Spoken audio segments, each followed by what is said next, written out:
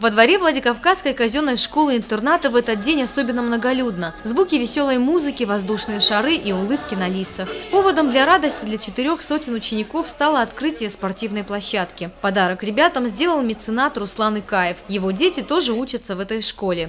Ребята площадку тут же испытали и пришли к выводу – она им по душе. Я очень рад, что построили такое поле.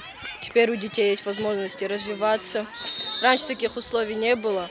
Теперь, я думаю, мы с друзьями будем заниматься футболом, волейболом, баскетболом, легкой атлетикой. Право разрезать красную ленту предоставили заместителю председателя правительства Северной Осетии Рустему Килихсаеву и меценату Руслану Икаеву. Зампред рассказал, что это уже не первая площадка, построенная Русланом Икаевым, и отметил значимость таких благородных идей и последующих затем воплощений. Это способствует развитию массового спорта в республике. Сегодня, наверное, тот момент, когда мы видим счастье и восторг на лице наших детишек.